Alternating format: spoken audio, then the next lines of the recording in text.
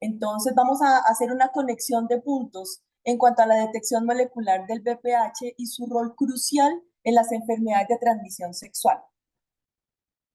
Los temas que vamos a tratar nos van a permitir comprender el objetivo de nuestra reunión y lo tenemos organizado de esta manera. Y empezamos rápidamente, entramos en escena y vamos a hablar acerca del estado del arte de las enfermedades de transmisión sexual en el mundo. Y esta es un mapa de calor que nos ofrece la Organización Mundial de la Salud, en donde nos permite apreciar el panorama en cuanto a las ETS. Y claramente, por dar una cifra, vemos que se producen más de 500 millones de nuevos casos curables de infecciones de transmisión sexual, sin incluir el SIDA, cada año. Y por dar una cifra adicional de un agente etiológico de interés, el herpes genital lo tienen 536 millones de personas en el mundo. Entonces, el panorama es bastante alarmante y nos vamos con una cifra netamente de las Américas, en donde la Organización Mundial de la Salud nos dice que en el último año se han encontrado, en los últimos años, 2020, se han encontrado más de 126 millones de nuevos casos de enfermedad de transmisión sexual curables sin incluir el SIDA en las Américas. Con esa panorámica, entonces debemos ver, bueno, cuáles son esas consecuencias de tener cualquier infección de transmisión sexual, cómo nos afecta en la salud sexual y reproductiva. Entonces, hablemos de 4 de esas consecuencias fuertes de las cuales somos víctimas al momento de tener una enfermedad de transmisión sexual. Son muertes fetales y neonatales, cáncer de cuello uterino, infertilidad y aumento del riesgo para la infección de VIH. Entonces, hablando de muertes fetales y neonatales, el actor principal allí es el treponema pallidum, porque tenemos cifras que hablan de que se están reportando 305.000 muertes fetales y neonatales, y adicional está dejando 215.000 bebés en mayor riesgo de morir a causa de la prematuridad y del bajo peso al nacer. De la mano de esas muertes fetales y neonatales viene la problemática que nos genera el cáncer de cuello uterino. Y en relación a eso, pues claramente sabemos cuáles las cifras de la presencia de VPH en el mundo. Lo mismo nos sucede con infertilidad. Cuando hablamos de infertilidad vienen 2 actores importantes como son la Neisseria gonorrea y la clamidia trachomatis, que son las principales causas de la enfermedad inflamatoria pélvica, cuyos resultados pues son conocidos, es el aborto, eh, infertilidad, problemas en el embarazo, asociados también a infecciones por el herpes. En cuanto a tener una infección de transmisión sexual, aumenta hasta 4 veces la probabilidad de contraer el virus del VIH. Con esas cifras, con ese panorama mundial, los líderes, hay una reunión de líderes que se llama la Asamblea Mundial de Salud y se celebró en el 2020.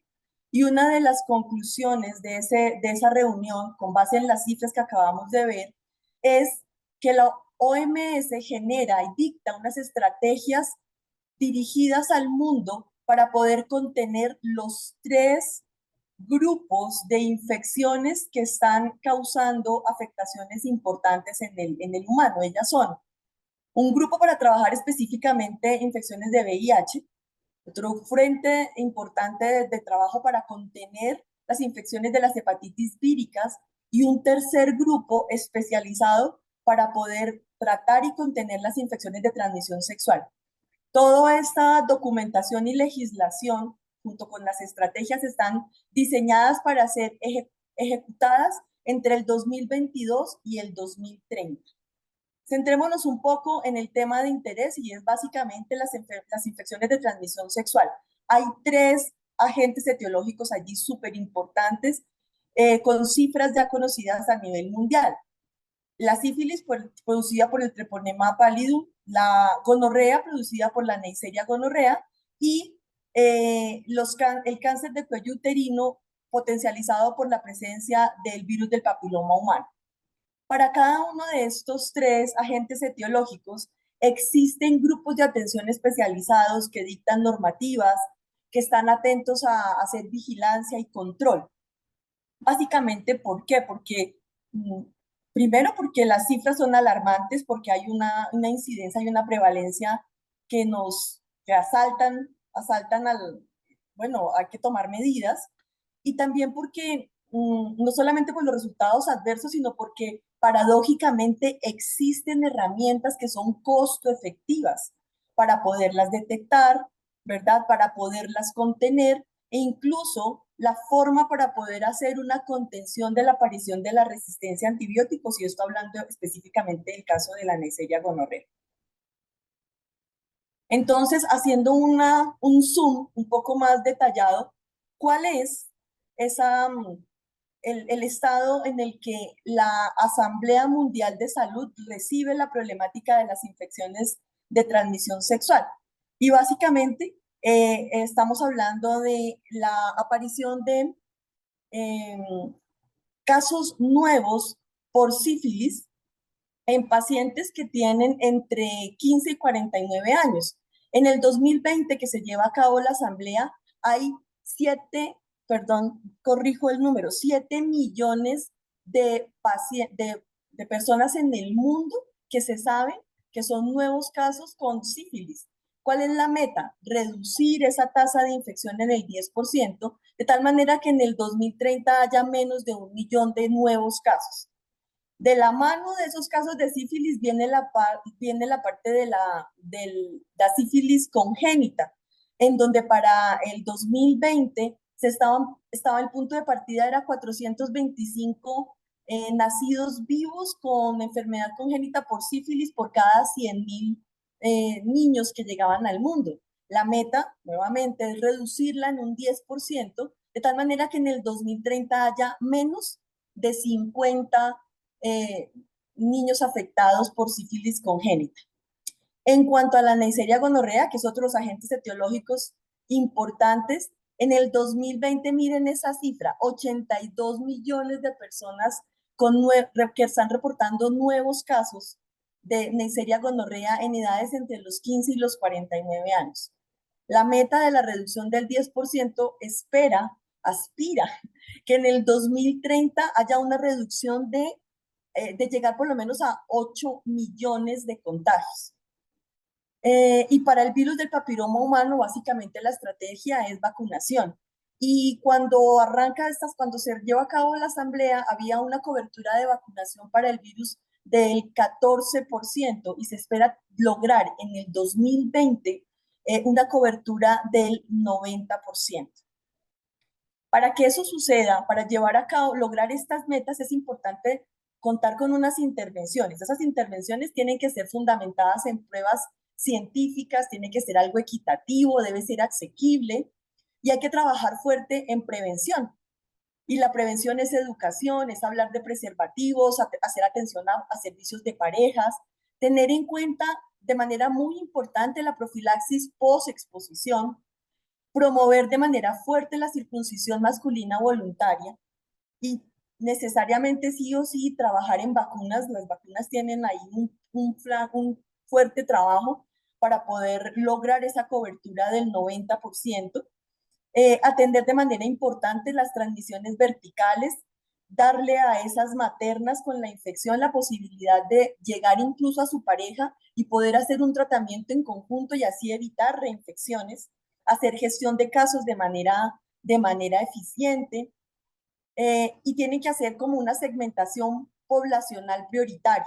Entonces, ¿cuáles serían esos segmentos prioritarios? Embarazadas, población VIH, ¿verdad? El grupo PREAM, por ejemplo, el grupo VIH, por lo menos una vez al año, debe testearse por normativa mundial estas tres etiologías enfermedades de transmisión sexual. En las embarazadas, claramente dentro de los controles, lograr que eso se cumpla. Trabajar de manera importante las posibles complicaciones que se den en el embarazo y una inversión importante haciéndole frente a la resistencia que se viene reportando de manera gradual, en aumento, de la Neisseria gonorrea a los antibióticos, hasta el punto de ser necesario tal vez cambiar el esquema terapéutico. Entonces, lograr todo esto implica una inversión económica enorme. Y esa inversión la está desglosando la OMS de la siguiente manera. En esta gráfica están contenidas los tres frentes que les mencioné hace un momento para los grandes bloques de contención. VIH, infecciones de hepatitis virales y transmisión sexual. Miren el dinero, solamente un paréntesis, que se invierte para tratar VIH en el mundo en este periodo de tiempo. Y estas cifras están dadas en miles de millones de dólares. Nosotros estamos acá, el tema que nos convoca hoy son las enfermedades de transmisión sexual y somos estos, los que se encuentran acá en rojito. Pero acá, en esta gráfica, los vemos de manera detallada, los vemos mejor. Entonces, rápidamente para comprender cuál es el escenario. Dice la OMS que para el año 2026 necesariamente se debe duplicar la inversión para, si ustedes miran, esta franja es para contener las infecciones que ya están detectadas. Las otras franjas son para prevención, para educación. Centrémonos en la parte de prevención y educación, que es esta parte inferior, ¿verdad? La pequeñita, en donde vemos que la inversión es pequeña, estamos hablando de 344 millones, que será lo más grande que se va a invertir en el 2030, porque el resto del recurso se tiene que ir para poder tratar las infecciones que están detectadas ahora y que van a seguirse presentando a lo largo de este periodo de tiempo. Entonces vemos cómo el esfuerzo económico de las naciones debe centrarse en esta problemática. De lo contrario, el número de cifras de muerte va a terminar haciendo una mella mucho más importante que la que ya estamos viendo en estos escenarios. Vamos a aumentar el zoom y hagamos ese zoom para el agente etiológico que nos convoca hoy, es el virus de papiloma humano. ¿Cuál es la problemática mundial solamente hablando de virus de papiloma humano? Entonces miremos qué pasó, qué nos reportaron en el 2018. Se nos dijo que habían muerto 311,000 mujeres a causa de cáncer de cuello uterino. En el 2020, la OMS reportó que el cáncer del cuello uterino es el cuarto tipo de cáncer en las mujeres y que había 604,000 nuevos casos. Y el número de muertes para el 2020 fue de 342,000. Ven el aumento, ¿no? En 2 años, de 311,000 a 342,000.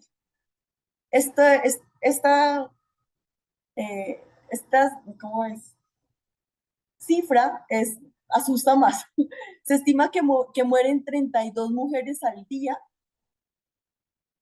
eh, y cada hora mueren 2 mujeres a causa de cáncer de cuello uterino.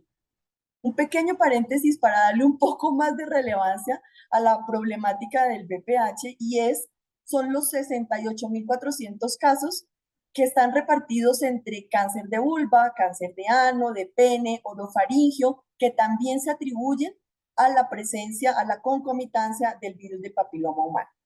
Este escenario es bastante fuerte. Ahondemos, abramos un poco más ese zoom y miremos, vámonos acercando, cuál es la cifra en las Américas. Y pues en las Américas, el 90% de los nuevos casos y las muertes ocurrió en los países más pobres, de medianos y bajos ingresos. Se calcularon para el 2020 35,300 muertes y la tasa de mortalidad fue 7 veces mayor en América Latina y el Caribe que en Estados Unidos y Canadá. Eh, ya se han venido, la investigación, a pesar de que no llegamos al límite, al tope que quisiéramos alcanzar, ya nos ha permitido conocer un poco más acerca de nuestra población y algunas publicaciones, en este caso, esta información contempla datos arrojados por estudios hechos en Argentina en ese momento y ellos decían que el 70% de los casos encontrados de cuello uterino estaban dados por la presencia del virus de papiloma humano de los tipos 16 y 18. Ahora llegamos el punto, a nuestra realidad. ¿Cuáles son las cifras del BPH para Colombia? Entonces, para el 2020, igual, cáncer de cuello uterino, fueron reportados nuevos casos de cáncer en ese año de 4.742. Eso correspondió a un 4,2% y lo posicionó en el séptimo lugar de las causas de cáncer para las mujeres. ¿Cuál fue esa tasa representativa de 15,8 casos de cáncer de cuello uterino por cada 100.000 habitantes? ¿Sí? Para ese mismo año, del 2020, 2.490 mujeres fallecieron a causa de cáncer de cuello uterino. Y esas víctimas, esos fallecimientos se dieron en mujeres mayores a los 65 años. También nos permitió tener una visión general del periodo de tiempo en el que se diagnostican estos cánceres y sucede entre los 35 y los 45 años de edad.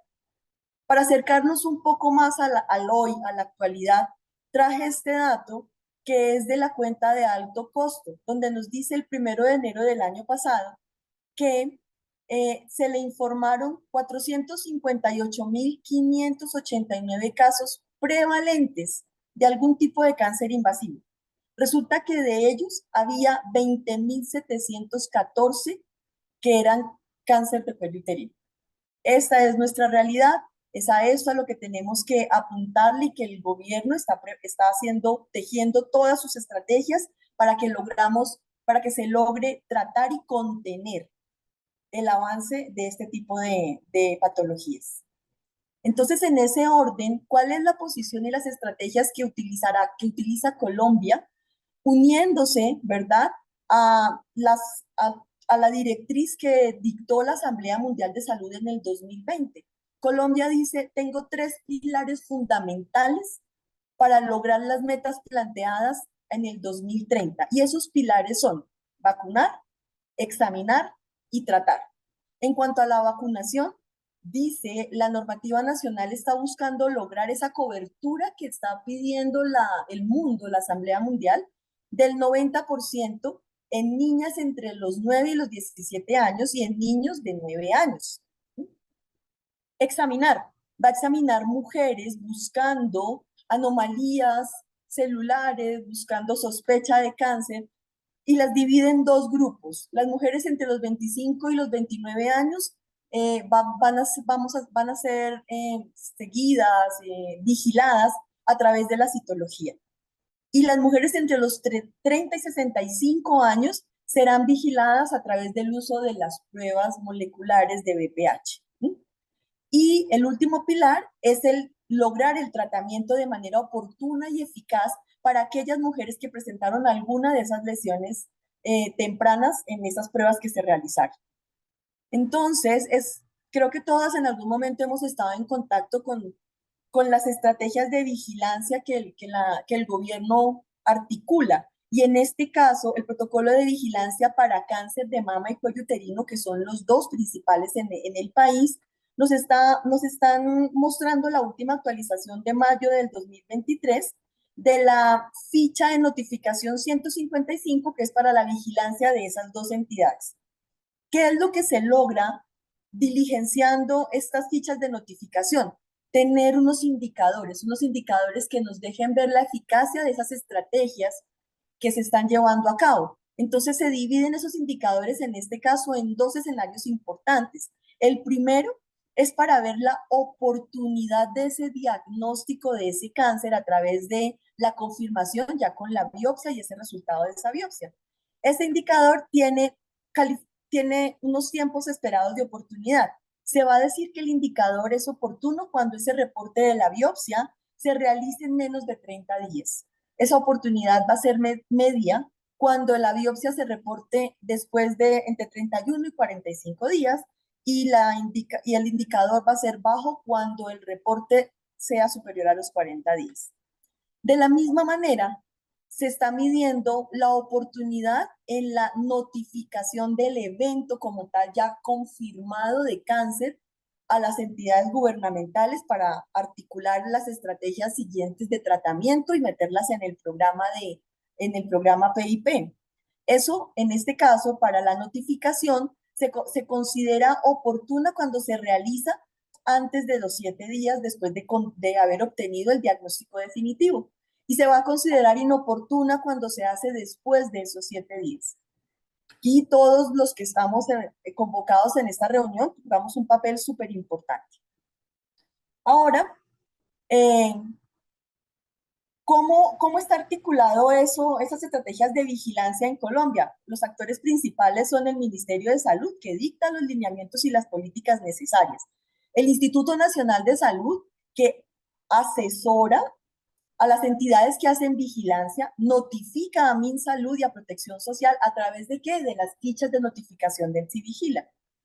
El Instituto Nacional de Cancerología entra a jugar un papel importantísimo porque la ley 2291 del 2003 lo nombra como coordinador del modelo de vigilancia epidemiológica del cáncer en el Sistema Nacional de Información y los registros de la base de datos poblacional.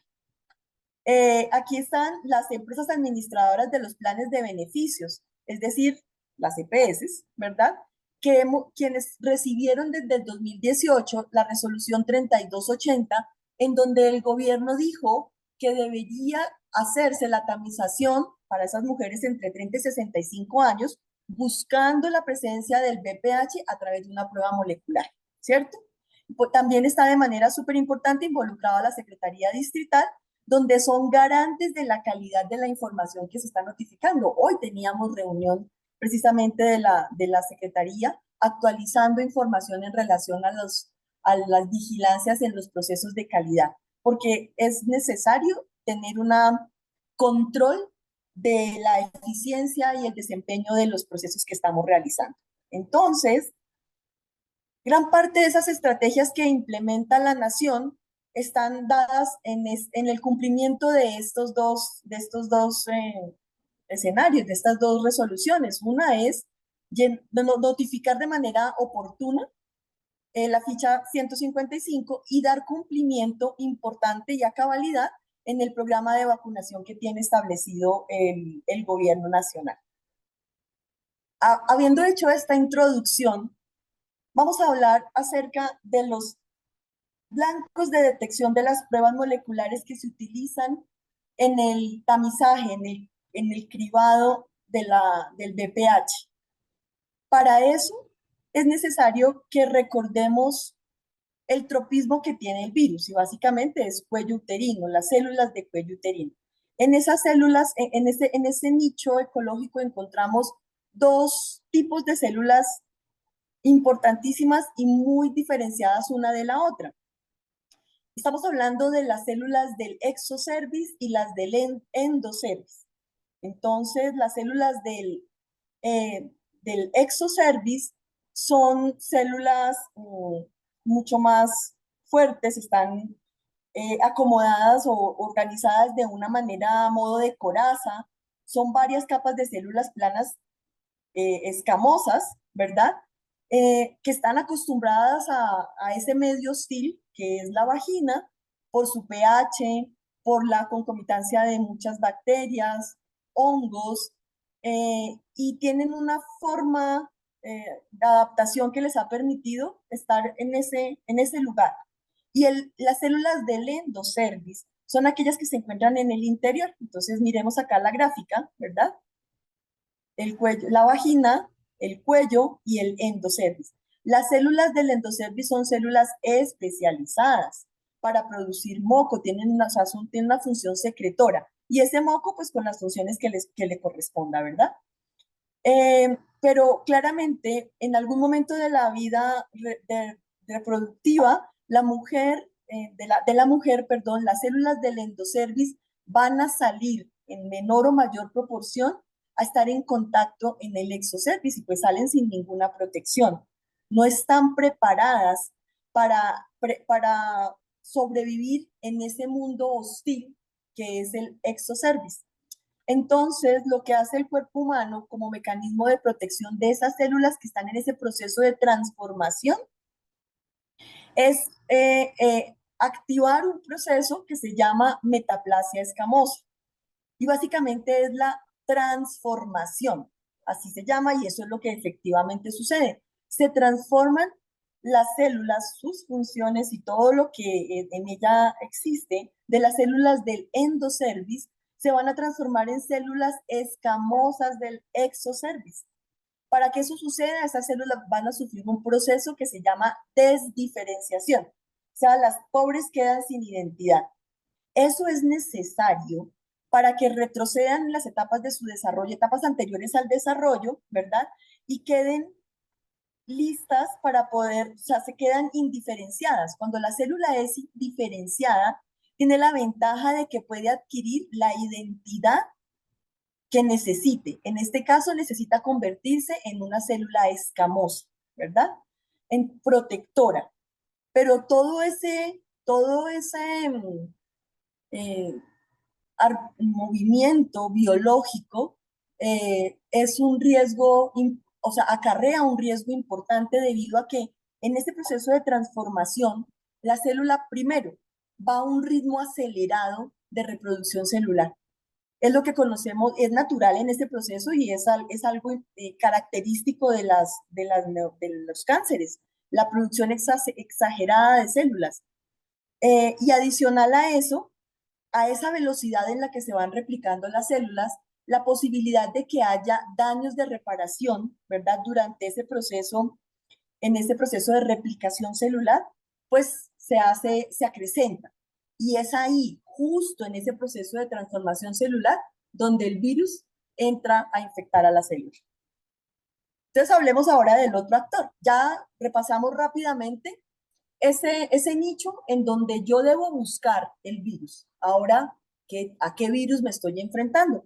El papiloma humano, bueno, 5 grupos, creo que todos hemos escuchado en relación a esto, que esos 5 grupos son alfa, donde están los de alto riesgo, tengo un grupo beta, gamma, mu y nu, ¿verdad? Algo más para decir es que es un virus desnudo, lo cual lo hace menos antigénico. Pero veamos un poco más al detalle el genoma del VPH solamente para reconocer eh, cuáles son los genes que lo conforman. Entonces tiene dos grupos importantes de genes, unos genes tempranos y unos genes tardíos. Rápidamente, los genes tempranos, que son el L6 y el L7, ellos intervienen de manera importante en la amplificación del genoma y activan las células suprabasales. ¿Cómo lo hacen? Porque también están involucradas con las proteínas del retinoblastoma, las proteínas 53 y las 130 del retinoblastoma. Eso contribuye a que también contribuye a que haya una amplificación exitosa del genoma porque activa el factor de crecimiento epidérmico. ¿Cómo hace el virus para hacerse competente durante la replicación de la célula infectada? Utiliza los genes E1 y E2, que son los que se unen a la replicación viral. ¿Sí? Claramente, esos genes son los que, como están interviniendo en la replicación viral, son los que nos han permitido demostrar que en las células, en la capa basal del epitelio, la presencia de virus es inferior a la presencia de las células de las capas exteriores. Entonces, sabemos que en las células basales se sabe que hay aproximadamente 50 virus por cada célula. Y fíjense que en las células de la superficie, donde ya hay escamación, hay más de 10.000 partículas virales por célula. Ahora, para favorecer el ensamblaje y la liberación del virus, están actuando las fracciones E4 y E5. Son las que vemos directamente relacionadas. Y para la liberación de la capa epitelial mediante el empaquetamiento, aparecen estas regiones, la L1 y la L2, ¿verdad? que son las que nos permiten también ayudar a la liberación del virus al exterior. ¿Sí? Eh, es importante tener en cuenta esta conformación del virus porque así como su nicho ecológico y la conformación del virus fueron el punto de partida para los investigadores, para que los investigadores pudieran desarrollar pruebas de cribado, de tamizaje que fueran muy eficientes, que es a lo que nos han entregado hoy por hoy. ¿Cómo es que hace la progresión de la enfermedad? Pues el cáncer cervicuterino se desarrolla específicamente en esa etapa de transformación que acabamos de explicar. Es ahí donde el virus entra a las células, ¿verdad? Y puede quedarse en este proceso durante mucho tiempo. Durante mucho tiempo, el 70 al 90% de las infecciones que está ocasionando el virus de VPH son asintomáticas y la mayoría de ellas las resuelve el cuerpo cuando es competente inmunológicamente de manera natural, ¿cierto? Sin embargo, eh, la progresión de la enfermedad depende de la permanencia del virus en la capa basal. Entonces, por eso es que vemos que las infecciones primarias pueden iniciar, o está demostrado, que inician en las etapas eh, mm, de la vida sexual, en el inicio de la vida sexual, y que vamos a ver las consecuencias de la adquisición de esos virus 10, 15 años después. Sin embargo, pues hay varios casos que reportan que hay formación o diagnósticos de cáncer en menos tiempo. ¿Cómo ¿Cómo se hace para tomar la mejor muestra y hacer una detección eficiente de la presencia de ese virus? Entendiendo que estamos hablando de esa transformación celular y del lugar en donde el virus hace la infección de la célula. Por eso entonces existen dos formas de tomar la muestra de la citología. Lo importante es que cualquiera de las dos formas debe garantizar que se obtengan células tanto del endocervis como del exocervis. Entonces, si voy a trabajar, hay dos formas de conservar esas células para poder analizarlas. Una es eh, colocándolas en unas soluciones de etanol que ayudan a la conservación de la integridad celular, es lo que conocemos con el nombre de citología en base líquida. Utiliza un escobillón especial que permite recuperar células tanto del endocervis, acá vemos la penetración, como del exocervis. Creo que todos en algún momento hemos tenido contacto con este tipo de dispositivos. Ventaja grandísima que todo el escobilloncito queda inmerso en esa solución de alcoholes, ¿sí? Para poder continuar el proceso. La otra forma de obtenerla es la tradicional, que funcionó claramente durante más de 50 años para estos procesos de tamización, que consiste en utilizar dos dispositivos, un escobillón para tomar el endocervis y una palita, una espátula como estas para hacer un pequeño raspadito de las células del exocervis, hacer el respectivo extendido. Entonces, dependiendo de cuál de los dos sistemas se utilicen, usted va a tener algunas bondades. Entonces, si se utiliza la citología convencional, claramente el alcance que tiene esa citología es para tamizaje. ¿Qué es una citología? Desglosando la epistemología de la palabra, es un espacio hueco o una celda que se encarga de analizar la forma y la estructura de diferentes tipos celulares. La citología se lee para patología con base en la clasificación de las guías de Bethesda y se llama clasificación tipo CIR. Las lesiones se van a leer como lesiones intraepiteliales escamosas. Y recuerden que es para tamizaje. Esto es lo que se obtiene. Perdónenme la expresión, un pegotín de células, ¿verdad? Que son coloreadas y una mirada rápida al microscopio en donde el experto, la persona, el citotecnólogo o el histotecnólogo encargado de hacer este tipo de lecturas, eh, debe buscar transformaciones celulares en este pegotico de células, ¿verdad? Cuando cuando la citología, cuando la obtención de la muestra no se hace por la citología convencional, sino se hace utilizando la citología líquida que acabamos de ver. Eso se llama, ya sirve para hacer diagnóstico, porque lo que estoy haciendo es un proceso de análisis de histología. Estoy estudiando estructuras que interactúan en un lugar específico, ¿verdad? Y que tienen una función particular. Entonces la clasificación cambia. Y la clasificación se llama tipo NIC, o sea, neoplasia intraepitelial cervicouterina. El resultado de utilizar este tipo de muestra es que la lámina, la impronta para hacer la lectura de las células queda puesta en una única capa que permite como de foto hacer la revisión de la célula y pues claramente para el profesional que está leyendo esos cambios pequeños, esas transformaciones iniciales, va a ser mucho más sencillo poder dar una respuesta. Entonces, son cosas importantes a considerar. Hay varios estudios que se han realizado y Colombia no ha sido, no se ha quedado atrás, han comparado las bondades, las ventajas de estar trabajando la citología convencional versus la citología en base líquida. Honestamente, los resultados de estudios como este que traemos acá, lo que nos dice es que el impacto en el diagnóstico, por lo menos en esta población, no es muy grande. Sin embargo, lo que sí garantiza es que lo que sí ayuda muchísimo la citología en base líquida es a la cantidad de células que se pueden analizar. Porque aquí nos hacen estos investigadores nos hacen caer en cuenta de algo importante, y es que cuando trabajo con la clasificación de Bethesda, para que una lámina pueda ser leída dentro del proceso de tamizaje, debe cumplir con un mínimo de células tanto del endocervis como del exocervis. Si es deficiente, pues no es apta para ayudar al tamizaje, para que sirva de triage. Y ya no voy a obtener esa muestra nuevamente, ¿verdad? De manera tan fácil.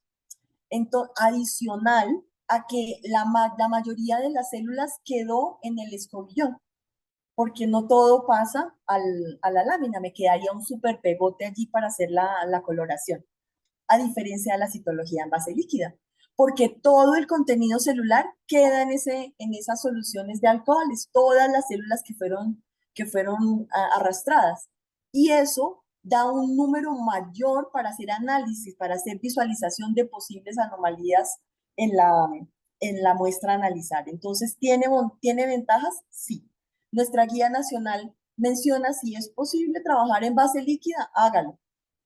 De hecho, las compañías proveedoras de tecnología han hecho un esfuerzo bien importante para poder empaquetar no solamente la prueba diagnóstica, sino también darnos la mejor oportunidad de tener este tipo de herramientas de triage, porque finalmente la citología es la que va a definir si esa presencia de ese BPH está causando realmente un problema en las células. Entonces, para tenerlo presente en la selección de tecnología. Listo. Habiendo visto cuáles son los agentes que intervienen en esto, ¿cierto? La calidad de la muestra, los posibles targets de detección debido a la conformación genómica del virus, vienen estudios mundiales que están diseñados o sí, que se colocan a consideración para poder romper paradigmas en cuanto al diagnóstico del cáncer del cuello uterino. Y esos estudios, aquí traigo a colación alguno de ellos, ¿verdad? Y este está hecho en la India en el 2009, en donde normalmente se venía haciendo, como todos nosotros, el tamizaje a través de la citología convencional. Hicieron unos grupos de estudio, ¿verdad? El grupo de estudio en donde estaban trabajando la prueba molecular y el otro grupo en donde seguían haciendo la citología y un tercer grupo en donde era observación y el uso del ácido acético. Y solamente con la primera ¿cómo se dice? Grupo poblacional del estudio que se tamizó con la prueba de BPH, se vio inmediatamente una disminución significativa en la tasa de cánceres de cuello uterino avanzados y las muertes asociadas. Pero es necesario demostrarlo, se hizo necesario en su momento hacer los diferentes estudios y demostrar la necesidad de hacer ese cambio, ¿verdad? Entonces, eh, para romper ese paradigma, ¿verdad? Y hacer esa transición entre la citología, en la citología tradicional e implementar pruebas moleculares para ese cribado, eh, la tecnología, los avances científicos nos colocan frente a dos posibilidades de pruebas para el cribado. Y las primeras son pruebas que hacen identificación directa del ADN de cualquier genotipo de alto riesgo, ya sean considerados carcinogénicos o no, sin realizar ninguna amplificación previa del ADN. Y el segundo grupo de pruebas utilizan pruebas PCR en tiempo real para amplificar fragmentos específicos del virus, ¿verdad? Hacerlo en muchas copias en tiempo real y detectar así a través de reacción, a través de las amplificaciones, la presencia de ese agente etiológico. Entonces, la primera prueba, la primera tecnología que se nos presenta es esta, se convirtió en el gol estándar, es el gol estándar, y es la captura híbrida. Entonces, la captura híbrida básicamente se identifican híbridos de ADN con sondas de ARN. La función que tiene esta técnica es desnaturalizar el ADN y posteriormente mezclarlo con un híbrido, ¿verdad? A que se le añaden algunos anticuerpos y que esos anticuerpos van a ser revelados por quimioluminiscencia. Esta tecnología tiene en el mundo diagnóstico más de 15 años de implementación. Por eso es el gol estándar, porque se han tamizado una gran cantidad de mujeres en el mundo dentro de programas de promoción y prevención de cáncer de cuello uterino. Entonces, y el seguimiento, el hecho de ser de tener tantos años en el mercado ha permitido que que un grupo poblacional sea seguido con la misma tecnología y ver ese desenlace de la presencia del virus en ese tipo en esas mujeres, en esas poblaciones. Entonces, la tecnología sigue vigente, tiene unos procesos un tanto manuales, eh, sí existe algo de automatización, pero hasta lo que tenemos en este momento, la mayoría de ellas, o la más conocida, es una técnica semiautomatizada. Sabemos que ya hay otras cosas un poco más avanzadas, pero en el país no están hablando de captura híbrida. Eh, ¿Qué sucede entonces cuando estamos encontrando, va pasando el tiempo y los desarrollos tecnológicos nos colocan sobre la mesa muchas pruebas de biología molecular que pueden ser utilizadas para hacer este tamizaje, este cribado? Entonces, aparece un ente que regula las pruebas que se utilizan para los programas de tamización de cáncer de cuello uterino en el mundo.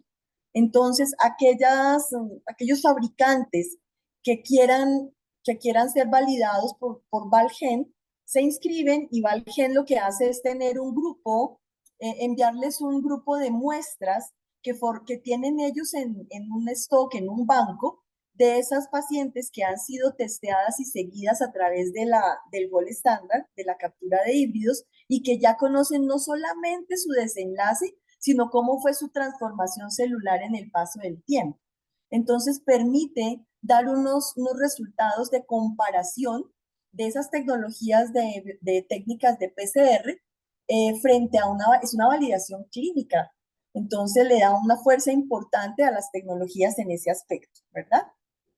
Aquí rápidamente estoy colocando algunos de las intervenciones que se hacen que hace Valgen en determinadas pruebas. En este caso, estamos viendo acá la comparación de 5 tecnologías y nos está mostrando algunos ítems que son cruciales para la medición de ellos. Por ejemplo, me dice qué genotipo se está detectando, si es una prueba molecular de tipo no PCR, es decir, si es una captura híbrida, o me dice si es una prueba molecular, como es el caso de esta.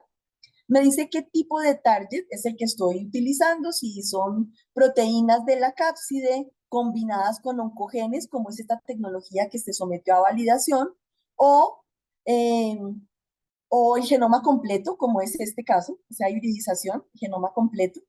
En esta tecnología, por ejemplo, la que se está presentando es netamente amplificaciones de oncogenes E6 y E7, pero una prueba de RNA mensajero, no de DNA. Y las pruebas de tamizaje de cribado de cáncer de cuello uterino nos piden que sean pruebas a partir de DNA. Claramente, pues aquí se hace una retrotranscriptasa, una retrotranscripción, y a partir de ese cDNA es que comienza la detección. Sin embargo, hay cierta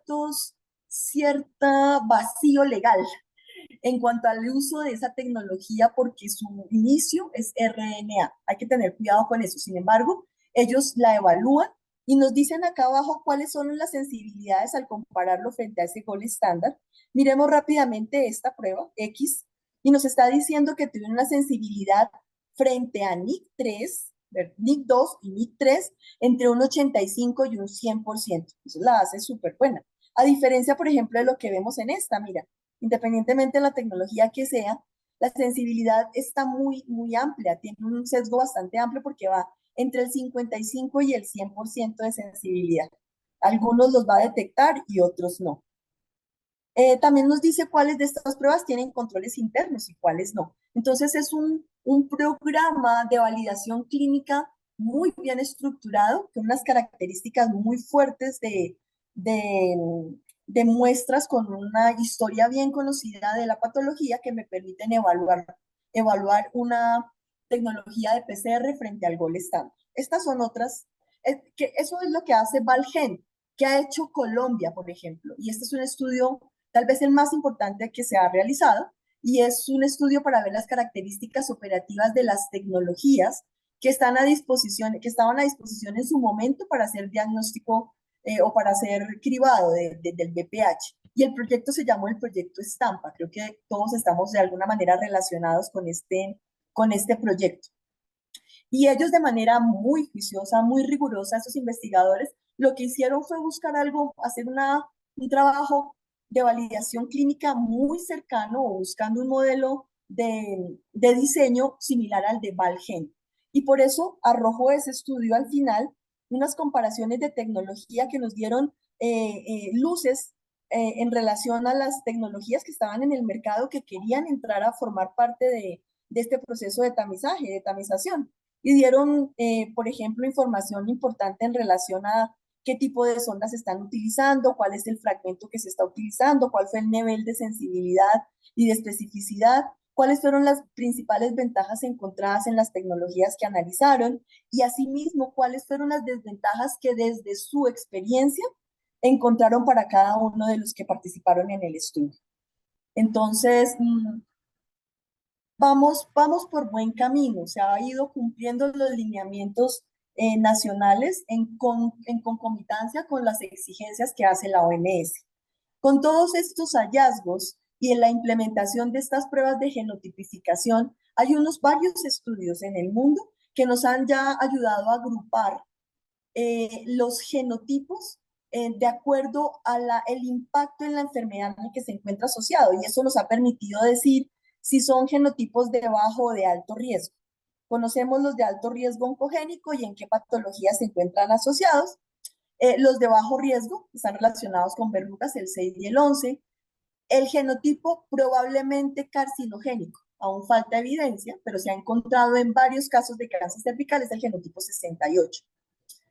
Los probablemente carcinogénicos, el 5 y el 8, se ha encontrado en algunos carcinomas de células escamosas, y los posiblemente carcinogénicos, en donde todavía no se sabe exactamente a qué enfermedad se puede asociar. Entonces, la clasificación del BPH y la genotipificación ampliada de ellos nos permite proporcionar información crítica para fortalecer el manejo adecuado de los pacientes. Entonces veamos rápidamente otros estudios en donde se utilizó la genotipificación ampliada para el BPH, en este caso utilizando un estudio donde intervinieron 8.000 mujeres entre abril y julio del 2020 y encontraron 83 de esas 8.000 mujeres con carcinoma, con NIC2, y 33 de esos casos tenían NIC3. El acuerdo entre la prueba, entre la prueba de genotipificación ampliada y la detección solita de BPH fue muy alto, fue del 92%. Claramente, en la medida que la lesión está más avanzada, la sensibilidad también va a aumentar. Entonces, la genotipificación ha venido siendo utilizada, viene siendo utilizada en países del primer mundo como una herramienta adicional para poder intervenir de manera mucho más eficiente en aquellos carcinomas en donde ya está detectado que el desenlace va a ser mucho más, de mucho más impacto. Este es otro ejemplo que traemos aquí a colación, y es el en donde se hizo un genotipado del virus del VPH, donde se logró discriminar en un riesgo NIC3 peor o un grado clínicamente significativo independientemente del resultado de la citología. Fue muy concordante la presencia del virus en relación al desarrollo de ese cáncer. Entonces, estando en NIC3, la detección y la genotipificación prácticamente que podría, ojo, esto no estoy diciendo que suceda así, pero que podría estar o no presente la lectura de la lámina como tal, formando parte del triage. La concomitancia o la correlación es bastante amplia. Entonces, en este estudio se concluye que hay evidencia suficiente para respaldar la utilidad clínica del genotipado del BPH. Y asimismo, ¿por qué? Porque permite discriminar el riesgo durante el proceso de tamización del cáncer. Entonces, ya nos llevan claramente un tiempo de investigación, unos estudios mucho más de tiempo atrás en donde se ha demostrado la importancia de la genotipificación. Pero yo insisto, vamos por un buen camino. Eh, ya la prueba molecular está implementada de manera cada vez más fuerte. Y romper ese paradigma también nos ha costado a nosotros, no nos cuesta, nos ha permitido hacer estudios poblacionales y este es uno de ellos.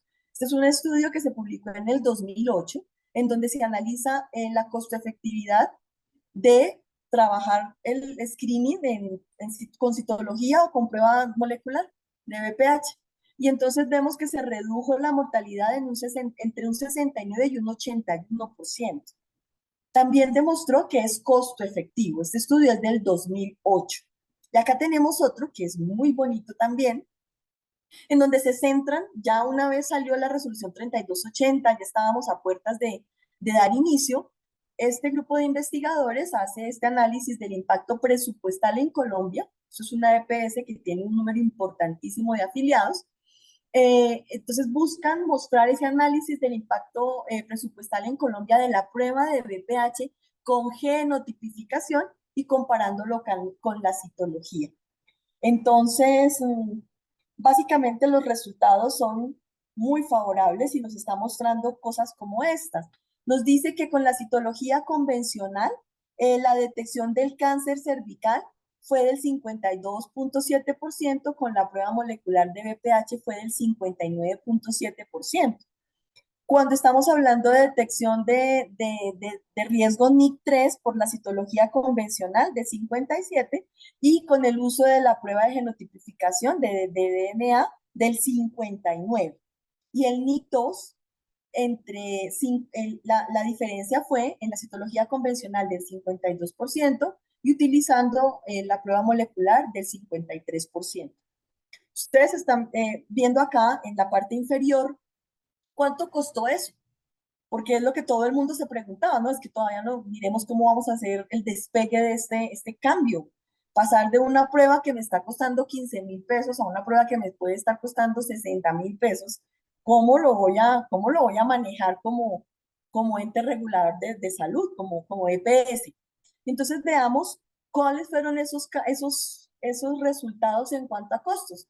Con la citología convencional, ellos nos dijeron que en el tamizaje habían hecho una inversión de 147 millones en el estudio, sucesivamente para el diagnóstico 25 millones, para el tratamiento del NIC1 10 millones y para los tratamientos ya de cáncer in situ 4 millones, para un costo total de 186 millones.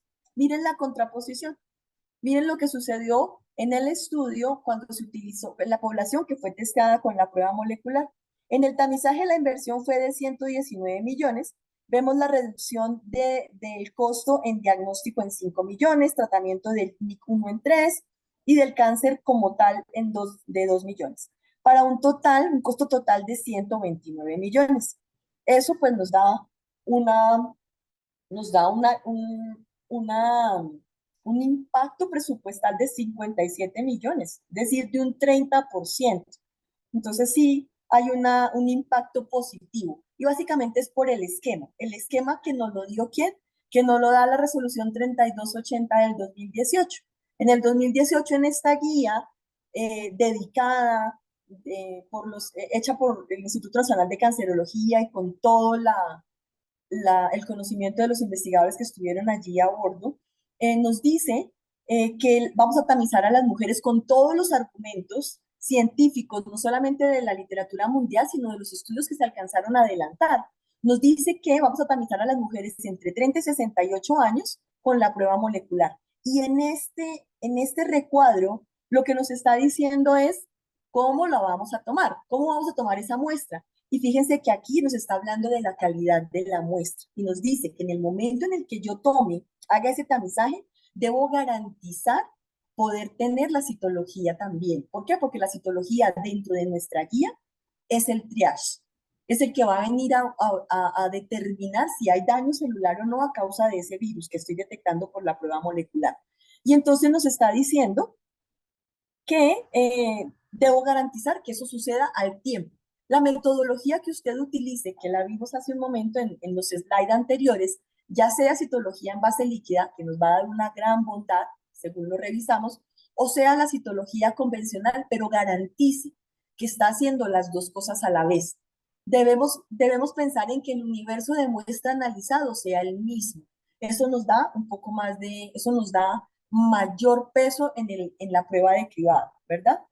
Pero resulta que esa legislación, esa resolución salió en el 2018 y todo el mundo, pues, y me van a disculpar lo coloquial, pero pues se empezó a patinar.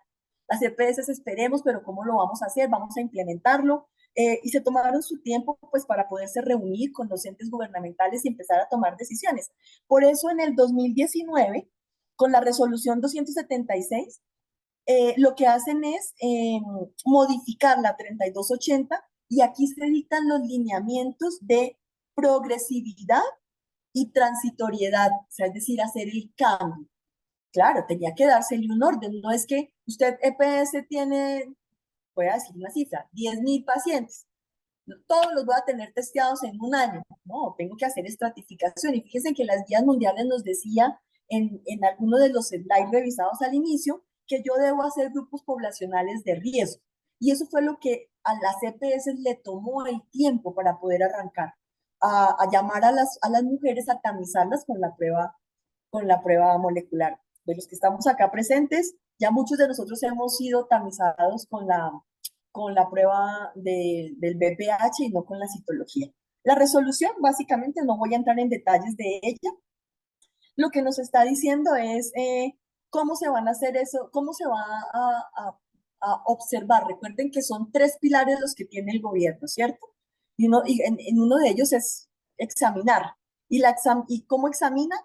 Haciendo este tipo de exámenes, perdón, hace este tipo de pruebas. Entonces, en mujeres menores entre 25 y 29 años con citología, siguen utilizando citología y el esquema, o sea, la periodicidad de la realización de la citología va a ser el primer año y cada 3 años se cita para que se haga el seguimiento, ¿ok?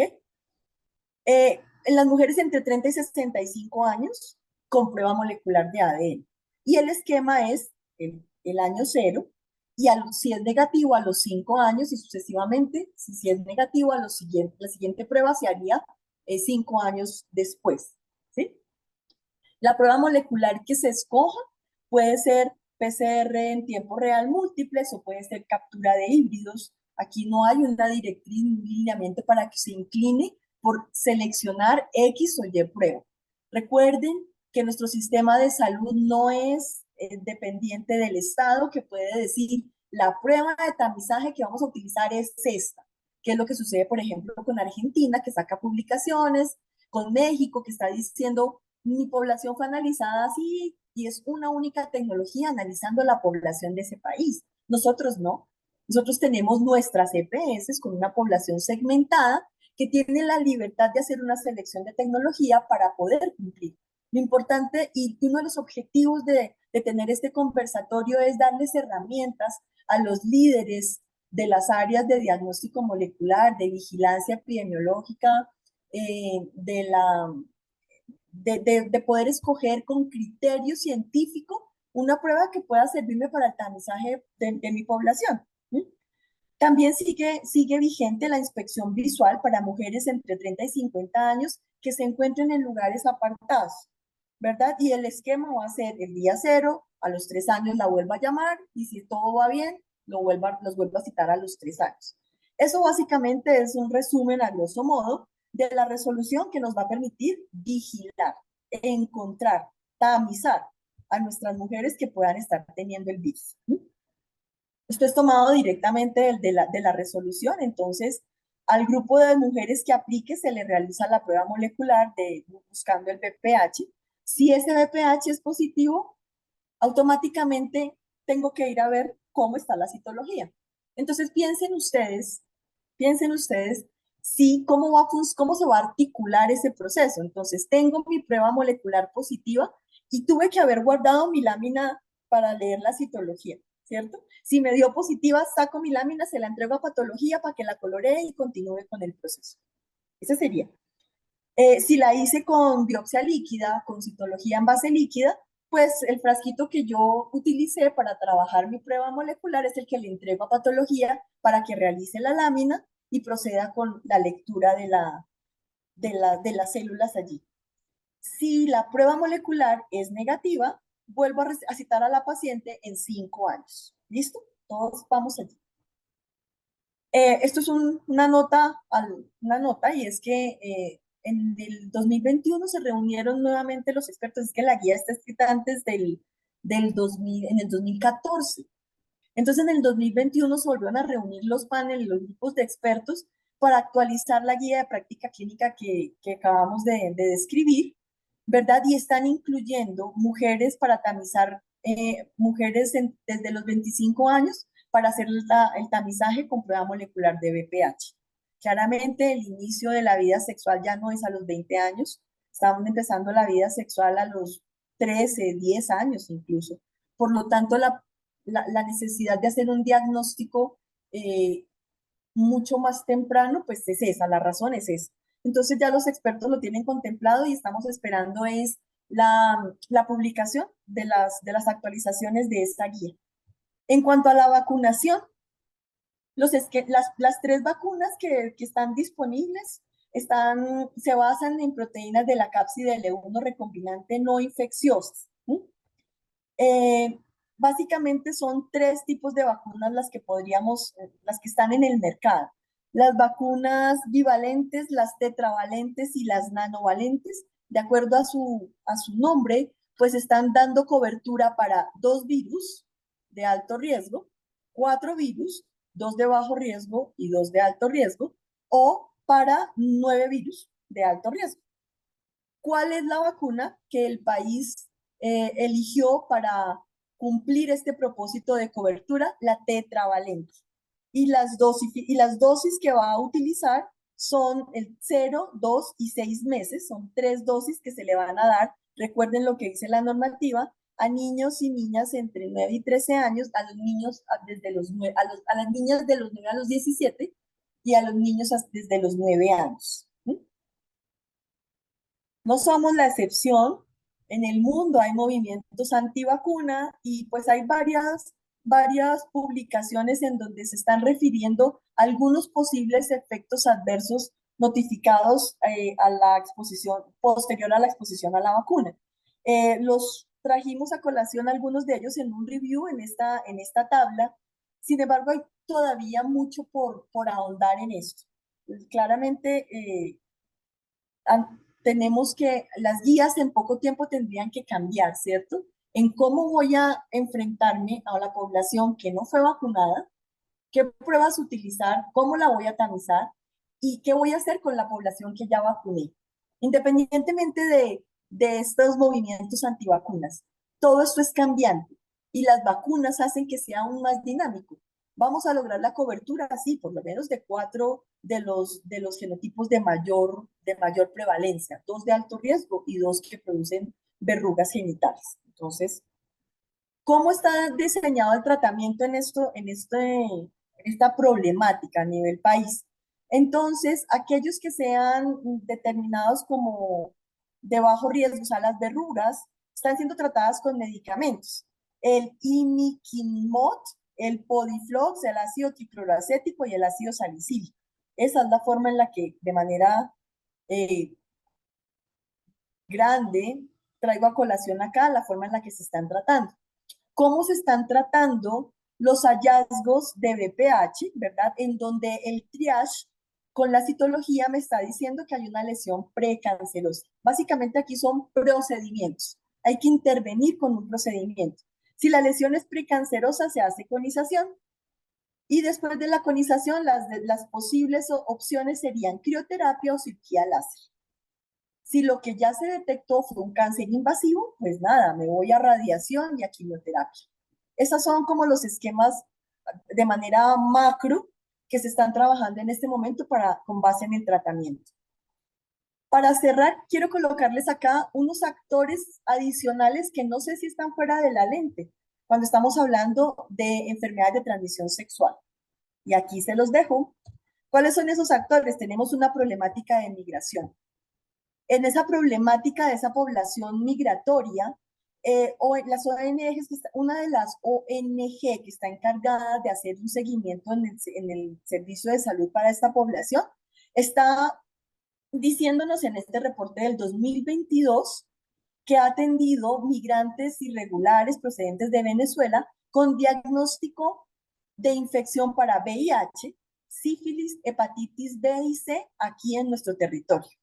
¿Cuáles han sido esos hallazgos que nos están presentando? Me dice que para abril del 2022 de la población que ellos han analizado, han encontrado un 11% eh, que son positivos para el HIV, 89 negativos.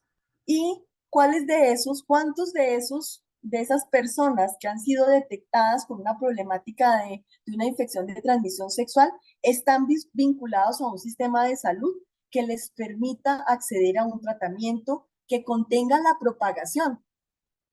O sea, muchos de ellos son asintomáticos, no están enterados de lo que está sucediendo y son un foco de infección. Entonces, una problemática que no podemos hacer a un lado. Entonces, súmale más. Suma una población adicional a considerar. Y otra es la problemática del BPH en los hombres en el mundo. Entonces, vemos cómo la población masculina, los reportes de BPH en la población masculina en Colombia entre el 2009 y el 2019 tiene un aumento significativo. ¿Sí?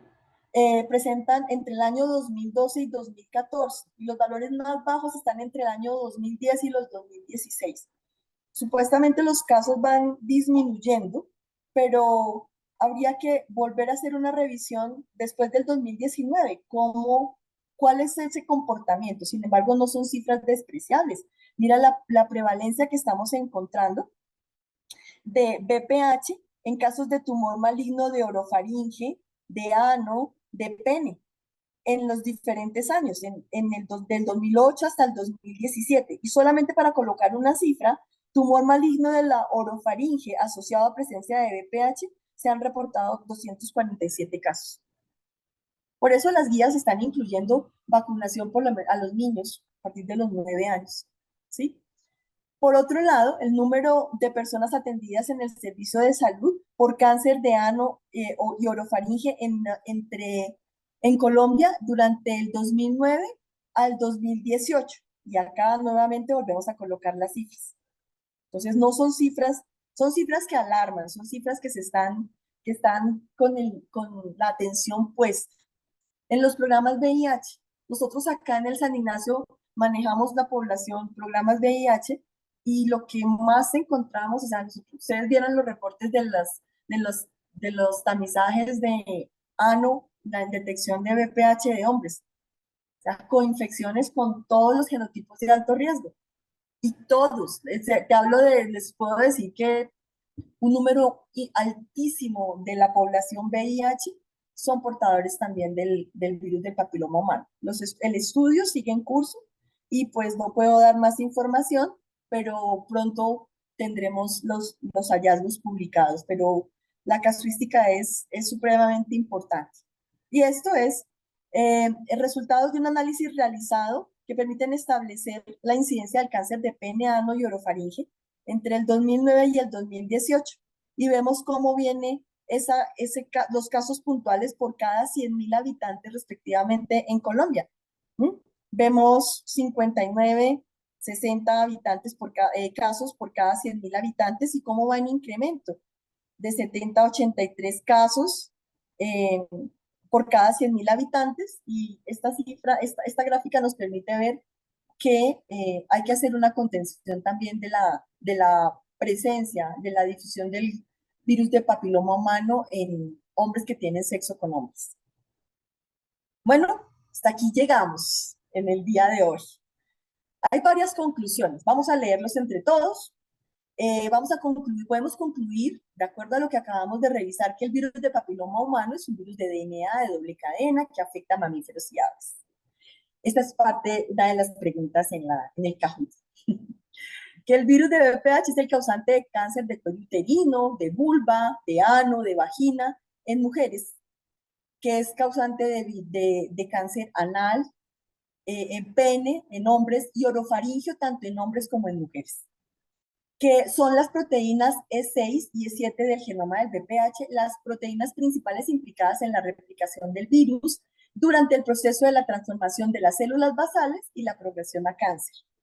También podemos concluir que para el diagnóstico del VPH se utilizan de manera simultánea la citología, las pruebas de ADN y en algunos casos las inspecciones visuales con ácido acético, que el gol estándar a nivel mundial de pruebas moleculares para el diagnóstico de VPH es la captura de híbridos, que tenemos una resolución del 2018 que es la 3280 y una modificación a la misma que es donde se está rigiendo todo el tamizaje poblacional para VPH en nuestro país, que tenemos la clasificación de la infección del VPH e identificar perdón, podemos concluir que clasificar la infección del virus de papiloma humano e identificar por PCR los genotipos de mayor riesgo oncogénico de forma ampliada sí proporciona información crítica para fortalecer la gestión del manejo adecuado de los pacientes, que no forma parte de nuestras guías, es otra cosa,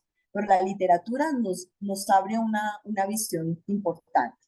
También podemos concluir que en Colombia contamos con la vacuna para el VPH, que es la tetravalente, es la Gardasil, que se aplica de manera gratuita y que la cobertura va para los niños desde los 9 años y las niñas desde los 9 a los 17 años.